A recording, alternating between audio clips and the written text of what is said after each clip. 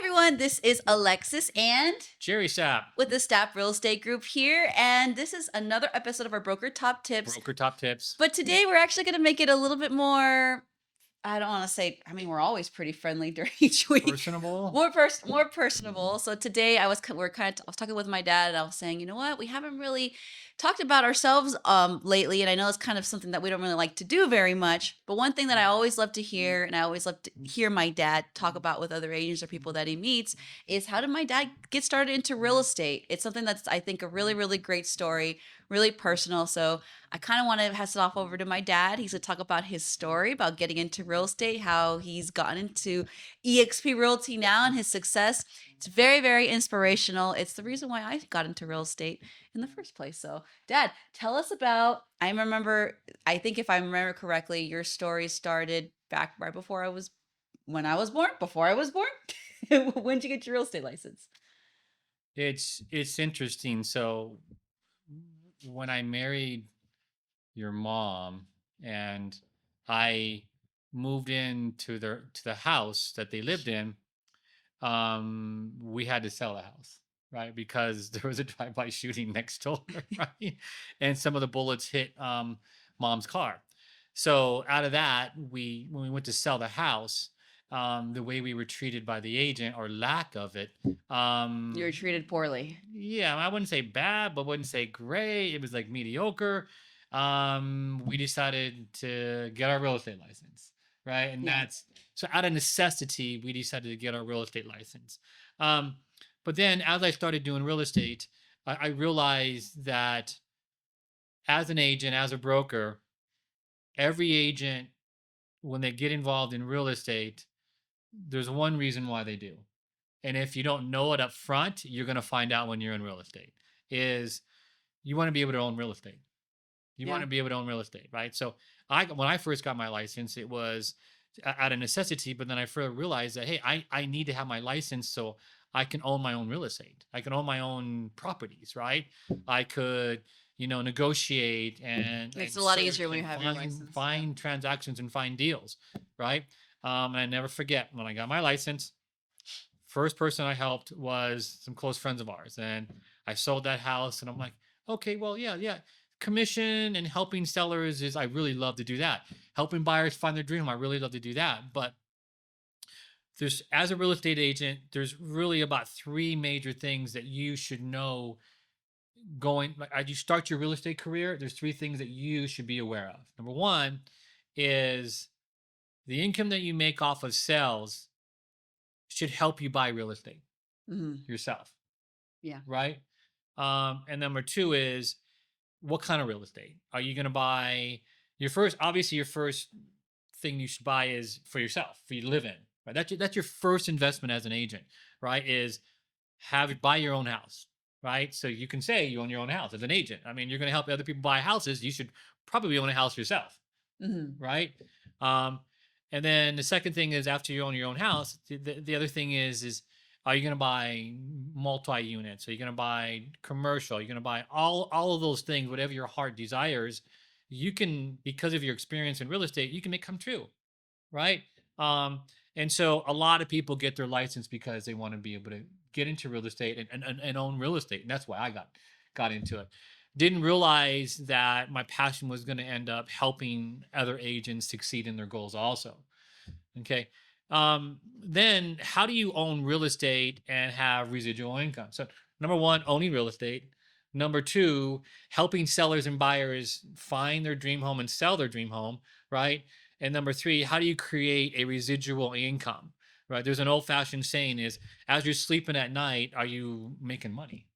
Yeah. Right? Are you making money either on your rentals or the money you're making off of your rentals? Are you investing them in all kinds of things, right? And so, um, what would you do with an extra $3,000 a month or $1,000 a month, $1,500 a month? What would you do with that extra money? Would you pay down your mortgage every month? Would you invest it in mutual funds? Would you save it up and buy another property? What would you do with all that? Well, all that residual income.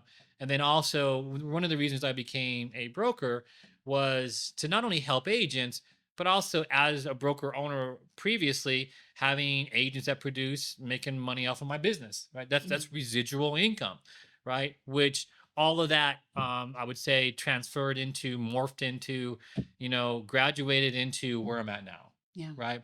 To where I can manage, coach, and help a lot of agents, and have residual income in it, right? So if any of you guys are ever interested in that, I can show you. It's not a hard pitch. It's just, I'll just, as they say in the business, I'll just show you the numbers, right? If you want to hear anything about that. But that's one of the reasons why I got real estate, and now it leads me to where I'm at now. So when I tell real estate agents, it's just, I think I have a second chance, or a God-given chance to make a difference in other people's lives. And there's only one of me. So if I can affect sellers and buyers through helping agents, then that's just that multiplication, The right? gift of multiplication. Right. Yes. So And I kind of want to I want to take I want to take a step back from before, right before you got your real estate license. One of the things I really love hearing, and I think it's really inspirational to the people who are, maybe you're starting a career in real estate from a point where you're in a completely different career. Like for me, I was a kindergarten teacher for many years, and then I got my real estate license.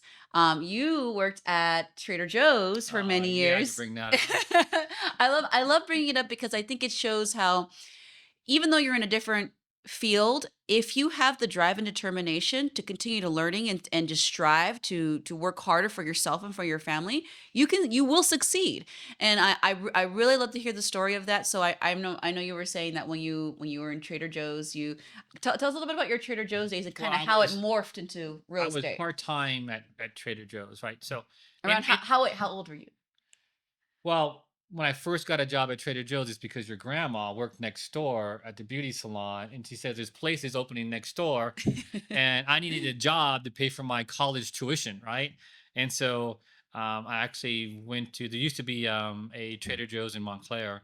It's no longer there, so I went there and I interviewed, and your godfather interviewed me, and I ended up taking a part-time job. Yeah. And then as I worked my way through college, part-time going to college, I mean, you're poor. You just don't have any money, right? And so um, as I was getting out of college, Trader Joe's offered me a supervisor position, the low, starting off as you're scheduled 10 hours a week, pardon me, 10 hours a day, 5 days a week. I never forget what your grandma said. Do you remember what your grandma said to me? I know it. I'll let you Okay. say it. So she said, well, the head guys there, how many hours a week are they scheduled? 50. They all work more than 50, by the way. How many hours a week are you going to schedule? I'm all 50. Well, she said, well, if you're there 50 hours a week, you might as well run the place, right? You might as well run the place. Love you, And so, Grandma. so by April of, I don't know, what was it? By 1990s, in the late 90s, I ended up being one of the head guys at one of the places. So that's, and then at the same time, we were going, your mom and I were going through, selling her house, getting our real estate licenses. And 4 years before I left Trader Joe's, I went into real estate. Right. And it's crazy because whatever you do, have the passion for it. Right. Um, and I had the passion where I worked at because I simply wanted to get ahead in life and provide for my family.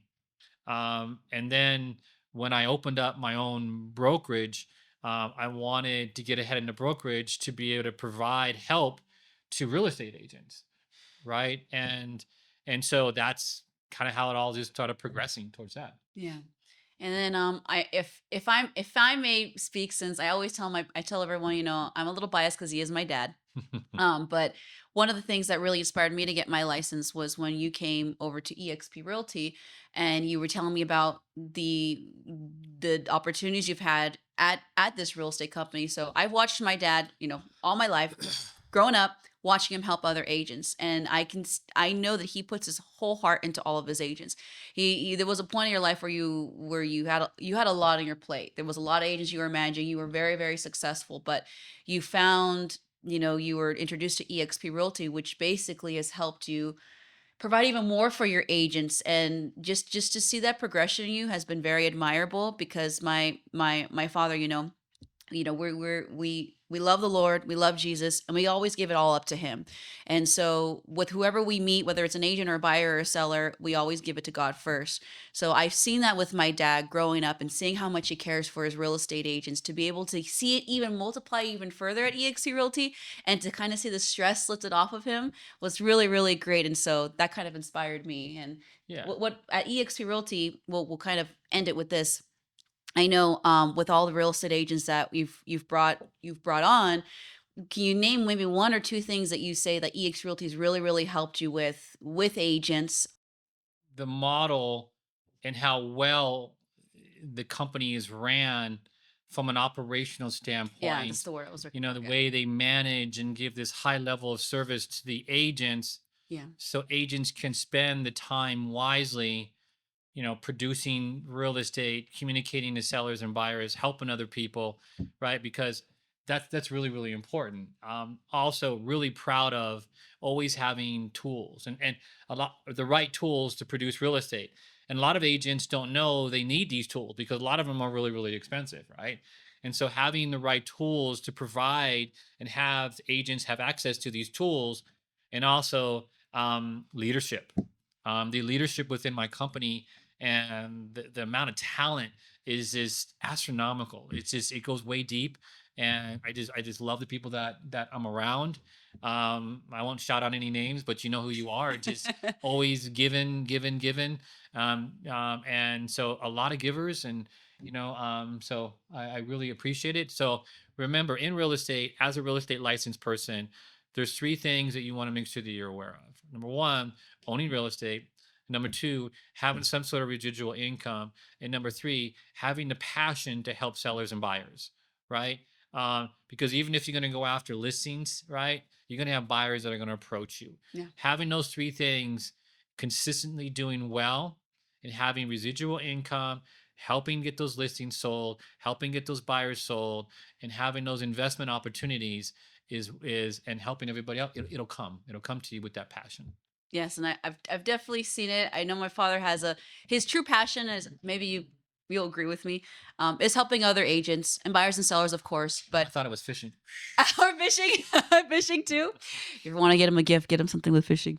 But I can see how much you care about your real estate agent. So what I wanted to kind of end on was that I see that at EXP Realty, like you've had that that burden lifted off you, where EXP Realty manages all of the agents, but at the same time, it's let you focus on giving back to your agents as much as possible, which is your true passion. I really like seeing that in you. Yeah. So there's one thing that a very influential person said to me so long ago, um, and I'll repeat it to all of you guys. Okay, so frustration is a useless emotion unless you do something about it.